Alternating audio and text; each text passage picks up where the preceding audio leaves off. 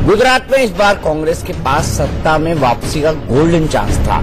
प्रधानमंत्री नरेंद्र मोदी और अमित शाह देश की राजनीति में व्यस्त थे और 3.5 साल से दो मुख्यमंत्री मिलकर भी गुजरात में दलित, ओबीसी और पाटीदार आंदोलन को संभाल नहीं पाए। यही वजह थी कि कांग्रेस उपाध्यक्ष और अब कांग्रेस के निर्वाचित अध्यक्ष राहुल गांधी ने गुजरात में पूरा जोर झोंक दिया। राहुल ने दावा भी किया कि गुजरात के नतीजे चौंकाने वाले होंगे, लेकिन अब गुजरात के एग्जिट पोल के नतीजों से खुद कांग्रेस भौचक्की है। गुजरात में वोटिंग के बाद जितने भी एग्जिट पोल हुए, उन सब का नतीजा यही इशारा कर रहा है कि बीजेपी पूर्ण बहुमत से दोबारा सरकार बनाने वाली है।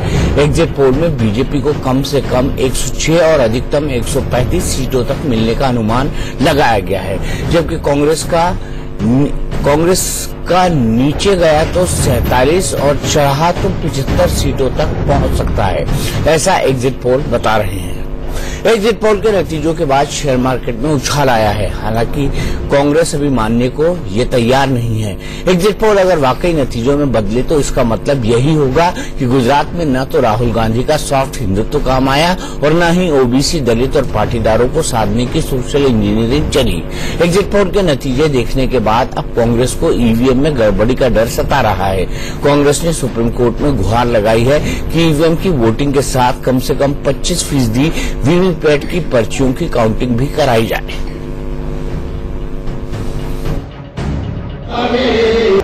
प्रधानमंत्री जी ने इतना जो मेहनत खुद किया है, उसके ऊपर से उन्होंने काम भी इतना अच्छा किया देश के लिए, उसकी वजह से डेफिनेटली हमारी जीत होगी। एग्जिट पोल से तो पता चला कि देश का मूड क्या है, लेकिन अब तो रिजल्ट ही आ रहे, तो जश्न और मनेगा। बहुत सारे ऐसे आपको इंसिडेंट्स दिखा सकता हूं जहां एग्जिट पोल, ओपिनियन पोल सारे गलत निकलते हैं।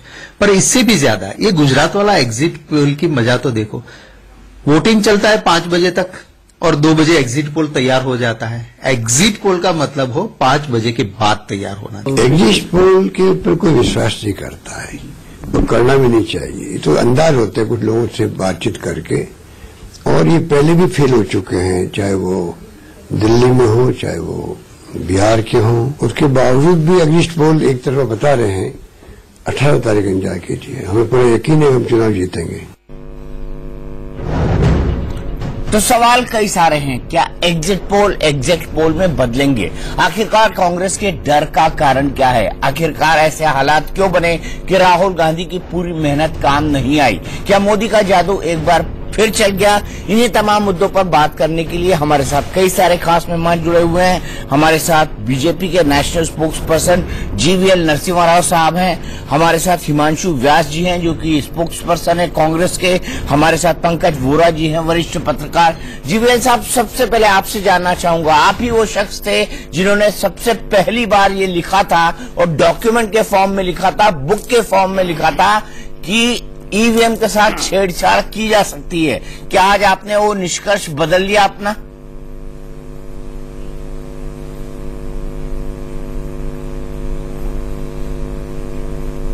न, बिल्कुल नहीं दीपक जी। ऐसे दुनिया में कोई यंत्र नहीं बना है जिसके साथ कोई छेड़खानी नहीं हो सकती है, ये सच्चाई है। लेकिन हमने जो सुधार की मांग की, वो सुधार हुआ है। पेपर ट्रेल, हर मतदान का, हर एक वोट का एक फिजिकल प्रिंट आउट के रूप में अभी सारे मतदान केंद्र में इस्तेमाल कर दिया गया। वही हमारी डिमांड थी उस समय, क्योंकि पेपरलेस वोटिंग गोल्ड स्टैंडर्ड के रूप में नहीं देखा जा सकता है। तो इसलिए जो हमने मांग की, जो सुधार की हमने जो मांग की, वो सुधार हुआ है। तब कांग्रेस पार्टी इसको मजाक करती थी, पर लेकिन आज जो है कांग्रेस पार्टी का पोजीशन हर दिन बदलता रहता है। पंजाब में जीते तब कोई सवाल नहीं उठाए, गोवा में वीवीपैट के जरिए चुनाव हुआ, जहां पेपर स्लिप्स का मैचिंग कराया गया वोटिंग मशीन के साथ, बिल्कुल सही पाया गया। तो पेपर ट्रेल का पूरे एक तरह से इलेक्शन कमीशन ने पिछले 2 साल में उसको एक तरह से उसको कंप्लीटली एक रिलायबल मेथड ऑफ वोटिंग करार दिया है। तो यह सुधार हमारे कारण हुआ है। तो इसलिए आज हमारे ऊपर सवाल उठाना आई थिंक कितना जायज है, आप देखिएगा। ठीक है हिमांशु जी, आपको क्या लगता है? सुप्रीम कोर्ट ने आपकी मांग को खारिज कर दिया है, इसके बाद अगर आप हार जाते हैं तो क्या निशाना ईवीएम पर होगा, और अगर आप जीत जाते हैं तो फिर क्या बोलेंगे?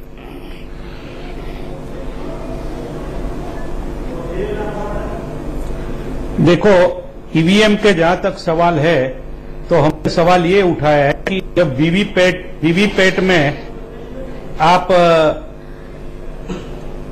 मुझे आवाज अंदर से डबल आ रही है दीपक जी। मैं ठीक करता हूँ हिमांशु भाई, मैं ठीक करता हूँ। तब तक मैं पंकज वोरा जी के पास जाता हूँ। पंकज जी, अगर कांग्रेस जीत जाती है तो फिर भी उसको प्रॉब्लम होगी कि ईवीएम में प्रॉब्लम थी? देखिए, ये ईवीएम्स के ऊपर इस समय जो सवाल उठाना जो है, मैं सोचता हूं कि गलत बात है, क्योंकि एक इलेक्शन प्रोसेस बिल्कुल जो है क्लाइमेक्स में पहुंच चुका है और उसके बाद नतीजा आने वाला है। ऑलमोस्ट कंप्लीट हो चुका है। ऑलमोस्ट कंप्लीट हो चुका है, नतीजे आने बाकी हैं कि ईवीएम्स, ये राव साहब ने ठीक बोला है कि जो है कि कोई भी यंत्र ऐसा नहीं है जिसके साथ छेड़छाड़ नहीं की जा सकती हो, लेकिन इतने बड़े पैमाने में और इस तरह से हो जाए, इसकी उम्मीद जो है एटलीस्ट बहुत मुश्किल है इसका अंदाजा लगाना। एक बार आपने जब इलेक्शन उसमें फील्ड में आ गए, आपने इलेक्शन प्रोसेस को एक्सेप्ट कर लिया है, अब रिजल्ट को भी उसी तरह से एक्सेप्ट करना पड़ेगा।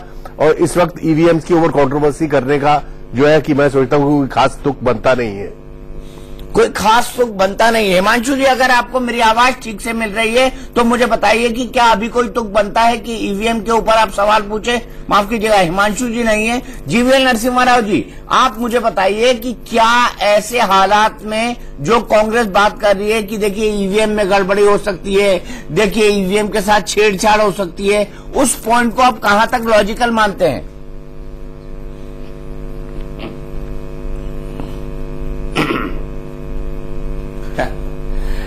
दीपक जी, ये जनता बिल्कुल इसको एक बहाना के रूप में ही देखती है, और एग्जिट पोल जो आए हैं तमाम चैनल्स के, वो तो मशीन पे तो नहीं हुए।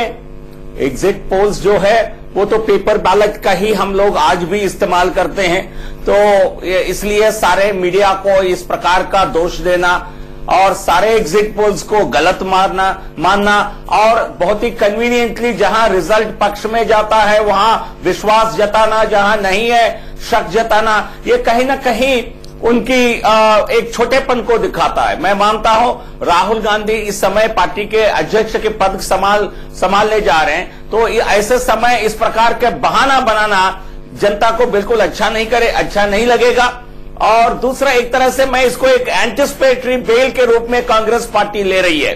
तो चुनाव 18 तारीख को हारने ही जा रहे हैं, तो पहले थोड़ा इसको एक कंप्लेंट करके, एक पिटीशन डाल करके हम थोड़ा माहौल बना देते हैं। इस प्रकार का सोच स्पष्ट रूप से दिख रहा है।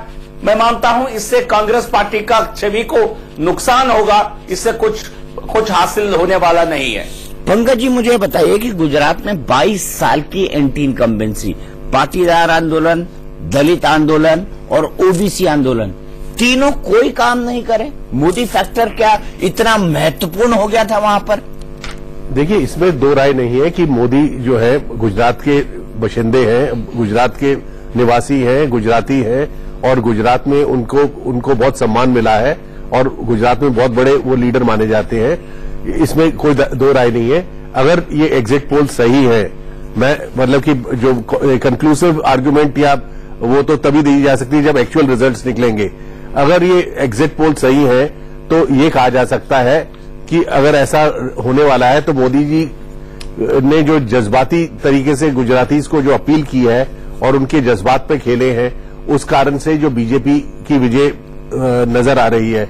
और कांग्रेस का जो भी कांग्रेस ने अपने जो मीन्स अडॉप्ट किए वो कामयाब नहीं हुए, लेकिन उसके बावजूद जो है ये कहने की जरूरत है कि कांग्रेस का कैंपेन इस बार बहुत अच्छा रहा। उसमें हार जीत तो इलेक्शन में होती रहती है, और इस इलेक्शन कैंपेन के दौरान राहुल गांधी ने एक अच्छा स्टैंडर्ड सेट करने की कोशिश की। स्पेशली जो है ये पोल एरेना के अंदर, जो ये इलेक्शन एरेना में की ठीक किस्म के लफ्ज और अल्फाज इस्तेमाल करने की, तो है कि उसमें एक तरह से डिग्निटी रिस्टोर करने की कोशिश की। हार जीत तो चलती रहती है और वो 18 तारीख को सामने आ ही जाएगा, जो हारेगा वो या जो जीतेगा, रिजल्ट जबरदस्त ही रहेगा। मैं आपकी बात मानता हूं, लेकिन आपको नहीं लगता कि कांग्रेस में जो है वो भस्मासुर ज्यादा है? चाहे मणिशंकर अय्यर हो गए, चाहे उनके और कोई नेता हो गए, चाहे कपिल सिब्बल हो गए, जिन्होंने पूरे के पूरे चांसेस थे उसको मटियामेट कर दिया। आप इसको इस तरह से क्यों नहीं देखते कि राहुल गांधी दो जगह पे इलेक्शन लड़ रहा था। एक तरफ इलेक्शन लड़ रहा था मोदी जी के विरुद्ध और बीजेपी के विरुद्ध, और दूसरी तरफ जो अपनी पार्टी के अंदर जो कुछ लोग थे जो सोनिया गांधी के नजदीक रहे, तो एक ही था शहजाद पूना वाला, उसके अलावा कोई और नहीं। शहजाद पूने वाला थे, ये कपिल सिब्बल, ये मणिशंकर अय्यर और भी 2-3 और नाम मैं लेना नहीं चाहता, लेकिन थे जो काफी लोग कोशिश कर रहे थे कि राहुल गांधी किसी तरह से सफल ना हो, क्योंकि कांग्रेस के अंदर भी फैक्शनलिज्म बहुत स्ट्रांग है और जो है बहुत सारे लोग चाहते हैं कि वो कामयाब ना हो। तो दो फ्रंट्स में लड़ाई चल रही थी, उसके चलते जो है बहुत सारे कमेंट्स किए गए जो कि ठीक से कैंपेन को, कांग्रेस की जो बढ़ती हुई कैंपेन को रोकने का प्रयास की तरह नजर आए। लेकिन इलेक्शन में जब रिजल्ट आता है तो उसका कोई एक्सक्यूज नहीं होता। उसमें एंड में जो भी होगा, जो अगर बीजेपी जीत गई तो बीजेपी जीतेगी, उनको मुबारकबाद देनी पड़ेगी। अगर नहीं जीती तो तब जो है थोड़ा मुद्दा अलग से होगा। लेकिन इस वक्त जो है कि ये 18 तारीख का हमको इंतजार करना चाहिए। हिमांशु जी, आपको नहीं लगता कि ये सुप्रीम कोर्ट चले जाना, मोहम्मद आरिफ साहब की पिटीशन हो जाना, ईवीएम का मुद्दा बनाना, ये बहाने हैं आपके? आप खुद जानते हैं कि जन्नत की हकीकत क्या है।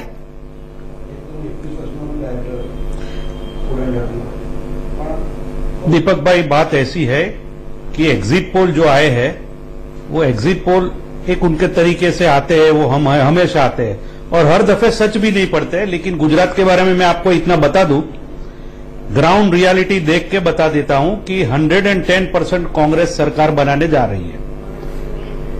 भारतीय जनता पार्टी को बड़ा सदमा पहुंचेगा। चलिए, अगर सरकार बनाने जा रही है तो कांग्रेस में इतना डिस्परेशन क्यों कि सुप्रीम कोर्ट जाएंगे, ईवीएम पे निशाना साधेंगे? ये डिस्परेशन क्यों है कांग्रेस के अंदर, हिमांशु भाई? नहीं दीपक भाई, कोई डिस्परेशन नहीं है। लेकिन कई जगहों पर वीवीपैट मशीन जो नई टेक्नोलॉजी इंट्रोड्यूस की गई है, वो हमारे वर्कर के जो बूथ के एजेंट थे उसके मोबाइल में और वीवीपैट के मोबाइल ब्लूटूथ से जुड़ते थे। आप समझो, उनके अंदर ये लोकेशन दिखाता था वीवीपैट का। So there is an issue. तो हमने रिटर्निंग ऑफिसर को सब जगह पे लिख के दिया हुआ है। हमने सुप्रीम कोर्ट को भी वही बताया कि ये नई टेक्नोलॉजी उन्होंने दाखिल की है, उसके सामने ये इश्यूज है, तो हमको इसका ये उपयोग होना चाहिए। विश्वास नहीं है, लेकिन हम चुनाव कमीशन का इस पर ध्यान दौड़ना चाहते हैं कि देयर आर टेक्निकल डेफिशिएंसी। जैसे मिस्टर नरसिम्हा राव ने अभी बताया कि कोई भी मशीन है उसमें गड़बड़ी हो सकती है। सो हमने इन एडवांस सब जगह पे अपने वर्करों को बोला था कि जहां पर भी आपको ऐसा कुछ भी लगे आप आरओ को लिख के दे दीजिए। और सुप्रीम कोर्ट ने भी वही बोला है कि आरओ के पास आपकी कंप्लेंट कर देनी चाहिए। मतगणना के टाइम भी अगर कुछ आपको लगे तो you must complain to RO. So that's what we are doing it. ठीक है, मैंने कोई घबराते नहीं है किसी चीज से। चलिए, आप नहीं घबराते, बहुत अच्छी बात है, देश के लिए अच्छी बात है, प्रजातंत्र के लिए अच्छी बात है। लेकिन जीवीएल साहब, जब आपका वक्त आया तो आपने तो पूरी किताब लिख दी कि भाई वीवीपैट और ईवीएम उससे कैसे छेड़छाड़ हो सकती है। लेकिन अगर कांग्रेस की कंप्लेन है, अगर उनको जेन्युइन लगती है, तो आपको भी खड़े होकर बोल देना चाहिए कि वीवीपैट से मिलान कर लो। क्या आपको किसी तरह का कंफ्यूजन है कि आप जीतने वाले हैं? आप खुद इनकी मांग को सेकंड कर दो कि वीवीपैट से मिलान हो जाए, दिक्कत ही नहीं है। 25% स्लिप जो है वीवीपैट से मिल जाए, कोई दिक्कत तो होनी नहीं चाहिए आपको भी।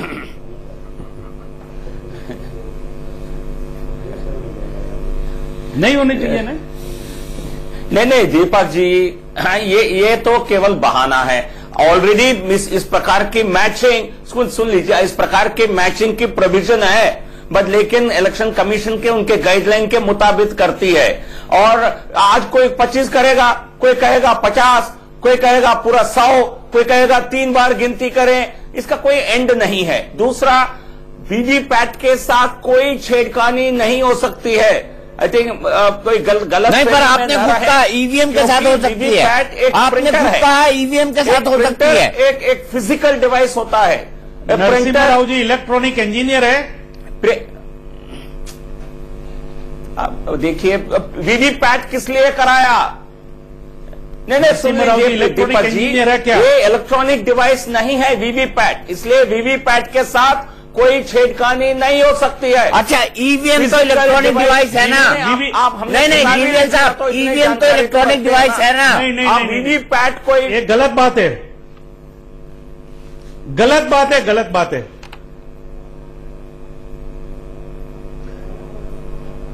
उनके अंदर जो पर्ची निकलती है वो वैक्यूम से निकलती है, वैक्यूम बंद हो जाती है तो कई जगह पर वीवीपैट मशीन बंद हो गई लाया, क्योंकि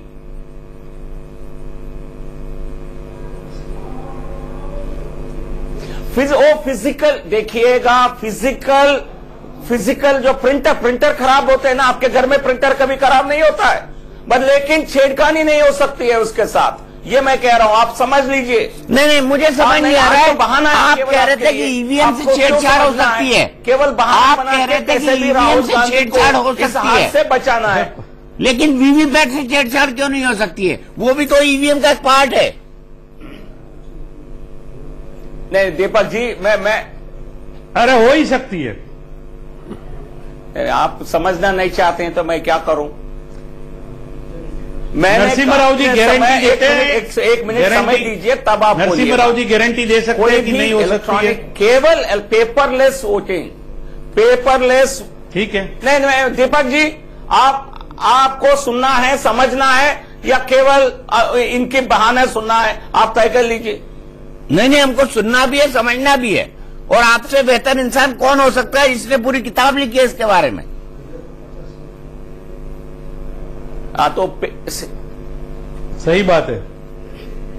नो, इसलिए दीपक जी पेपरलेस वोटिंग नहीं होनी चाहिए, इसलिए पेपर वीवीपैट में जो है हर वोटर ने अपने वोट को देखा है, पैनल पे देखा है, उसके बाद उसका स्लिप भी प्रिंट आउट होकर के बॉक्सेस में गिरते हैं, तो ये फिजिकल प्रूफ हो गया, तो इसलिए, और ये प्रिंटर के साथ कोई छेड़खानी नहीं हो सकती है।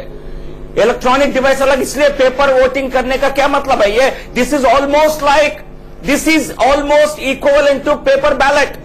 पेपर बैलेट में भी आप कागज पे ही वोट करते हैं ना, वही कागज अभी बॉक्स के अंदर पड़ा हुआ है, इसमें और उसमें कोई अंतर नहीं है।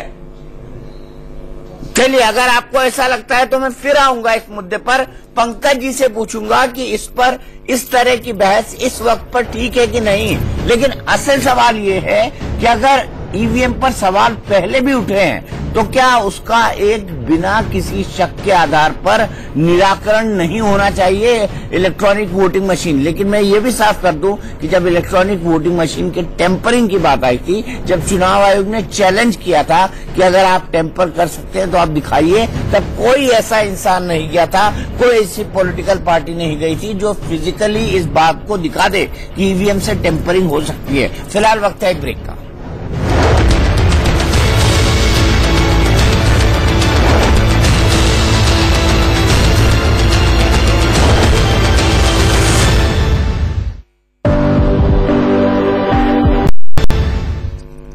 तो सवाल यह है कि क्या गुजरात में कांग्रेस का कोई भी दांव काम नहीं आया? सीधे चलते हैं हिमांशु भाई के पास। हिमांशु भाई, मुझे ये बताइए कि आपने अल्पेश के थ्रू ओबीसी को साधने की कोशिश की, आपने जिग्नेश के थ्रू दलितों को साधने की कोशिश की, आपने छोटू भाई वसावा के साथ जो है आदिवासियों को साधने की कोशिश की, आपने हार्दिक पटेल के साथ पाटीदारों और पटेलों को थामने की कोशिश की, लेकिन मुझे लगता है कि अगर एग्जिट पोल को सही मान लिया जाए तो इनमें से किसी ने काम नहीं किया, और अगर काम नहीं किया तो आपको क्या लगता है क्यों?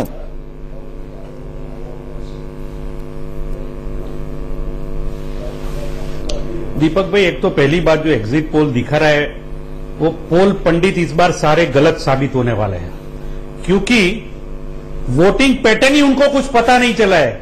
जिस तरह से गांवों के अंदर जिस तरह से बड़े पैमाने पे मतदान हुआ है, किसान बड़े नाराज थे, उन्होंने जो वोटिंग किया है, पाटीदारों पर अत्याचार था, उनके युवाओं और महिलाओं ने जो वोटिंग किया है, ये सारी चीजें इसमें कोई रिफ्लेक्ट हो ही नहीं रही है। वो आपको 18 तारीख को मालूम पड़ेगा कि गुजरात के ये सारे लोगों ने मिलकर क्या काम किया है। आप एग्जिट पोल निकाल लेते हैं, अरे एग्जिट पोल तो एक टेक्नोलॉजी है जिसके आधार पर गणना की जाती है। तो क्या 2 बजे तक कल दोपहर में कांग्रेस के वोटर सो रहे थे? जो इनको वोट डाल के आ गए। सही बात। 2 बजे के बाद ही कांग्रेस के वोटर आए। नहीं, ऐसी बात नहीं है। कांग्रेस के वोटर तो सुबह सुबह से निकले थे और शाम देरी तक 5 बजे तक कांग्रेस के वर्करों ने लाइन लगाई थी और वोटरों ने लाइन लगाई थी। मैं आपको बता देता हूं, इसमें कोई कांग्रेस को जीतने में कोई प्रॉब्लम आने वाला नहीं है दीपक भाई। मैं कॉन्फिडेंस से आपको कहता हूं, आप जानते हैं। हिमांशु भाई, मैं तो आपको सालों से जानता हूं, मेरे ख्याल से 25 साल के आसपास हो गए आपको जानते हुए, लेकिन मुझे आप में वो कॉन्फिडेंस नजर नहीं आ रहा है जो हमेशा रहता था। बिल्कुल बिल्कुल बिल्कुल नहीं, इस बार पक्का कॉन्फिडेंस है, कोई चिंता की बात नहीं है। अभी सारे कैंडिडेट से भी मीटिंग की है, they are very confident and we are winning 100%। चलिए ठीक है, आज एग्जिट पोल के बाद गुजरात की आम जनता क्या सोचती है, हमने इसका एक एनालिसिस किया और आइए सुनते हैं आम जनता गुजरात की क्या बोलती है, जो गुजरात के मतदाता हैं, जो गुजरात की जनता जनार्दन है। आइए सुनते हैं।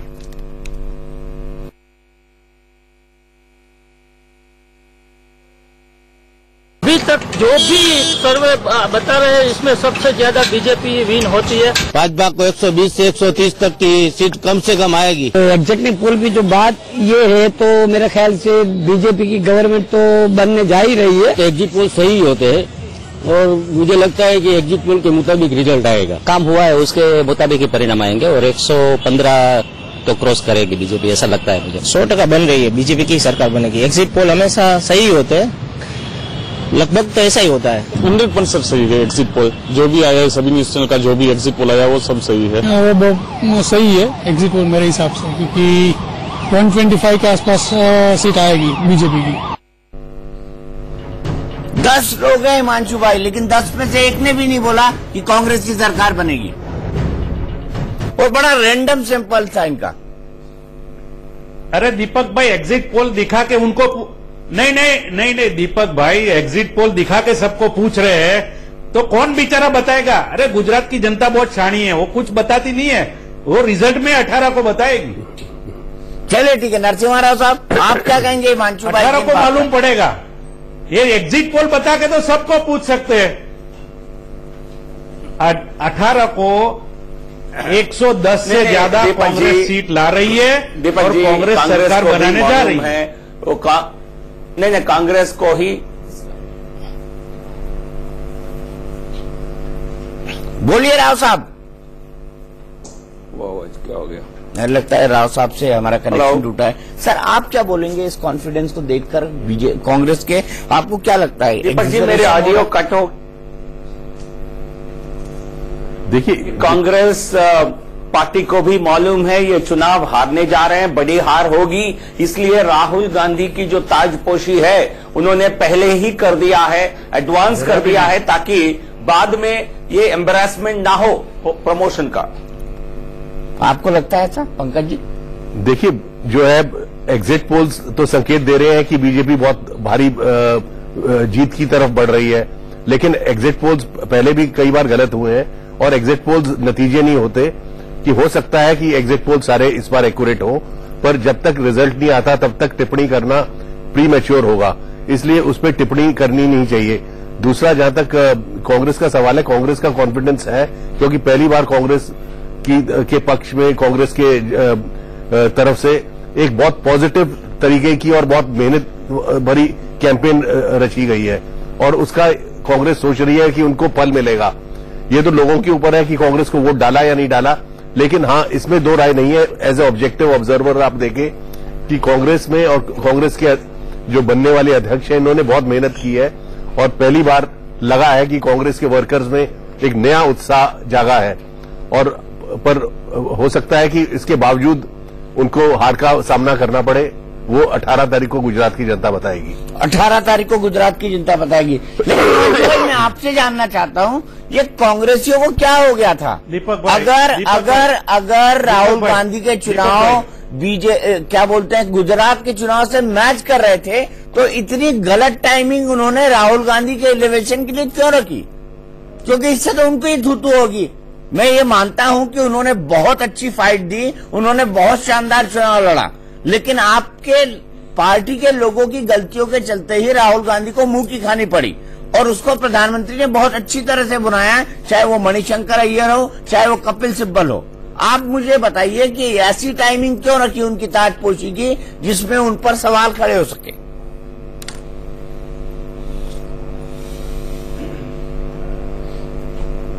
दीपक भाई, ये सारा कांग्रेस का चुनाव का पहले से प्रिपरेशन हो गया था, ये डेट सारी तय हो गई थी। उसमें गुजरात चुनाव और ये चुनाव, हिमाचल चुनाव, उसमें कोई कैलकुलेशन नहीं है। वो टाइमिंग शेड्यूल के मुताबिक जो स्टेट चुनाव में थे उनके सिवा सारे स्टेटों में इलेक्शन इंटरनल हो गया और उसके मुताबिक ये चुनाव की डेट डिसाइड हुई है। और आपको ये बता दूं, भारतीय जनता पार्टी की हार तो तब से शुरू हो गई है जब से भारतीय जनता पार्टी के देश के प्रधानमंत्री को गुजरात में आके 50 दिन रुकना, 50 सभाएं करनी पड़ी। अगर काम 22 साल में अच्छे किए होते तो दिल्ली में बैठ के चुनाव जीत जाते। क्यों 50 सभाएं करी भाई? और आप तो 150 प्लस कह रहे थे और दिखा रहे 110 एग्जिट पोल वाले। यही उनकी हार है। राहुल गांधी और 18 को सही में हार होगी। प्रधानमंत्री जी ने नहीं, प्रधानमंत्री जी ने 34 की है और राहुल गांधी ने 30 की है। To be very precise, to be accurate. मैंने गिनी थी नरसिम्हा राव जी, प्रधानमंत्री ने 34 की है और राहुल गांधी ने 30 की है।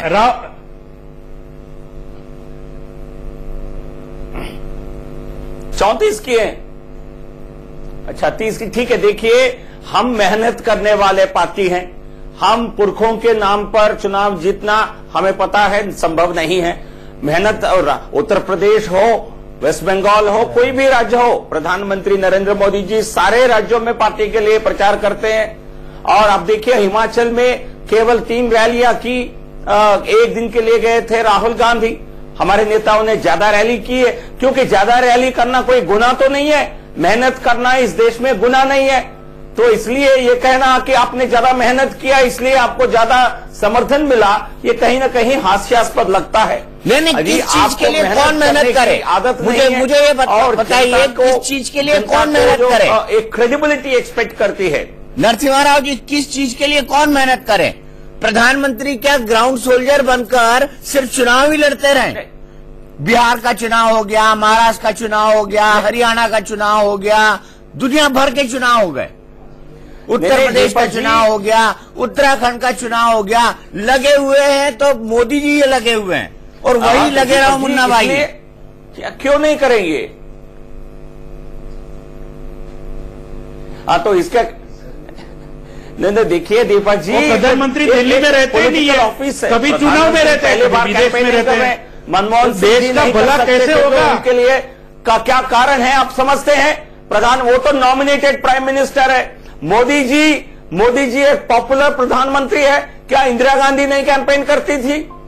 तो स्वाभाविक है, हमारे सबसे पॉपुलर नेता प्रधानमंत्री मोदी जी है, तो इसलिए पार्टी के लिए प्रचार करेंगे। और जिस प्रकार की उनकी कार्यकाल रहा है, 24 घंटे में 20 घंटे, 18-19 घंटे काम करने वाले व्यक्ति हैं, 365 दिन काम करते हैं। राहुल गांधी पता नहीं अभी देश में है या विदेश चले गए। तो आपकी तरह नहीं है ना, महीनों तक गायब होना और काम को सीरियसली नहीं लेना। हम केवल आपके टाइम पे नहीं, पूरे 5 साल मेहनत करते हैं। तो मेहनत एक आदत बन गई है। आपको उसमें कुछ आपको गलत लगता है, आप उसमें बोल सकते हैं। हमें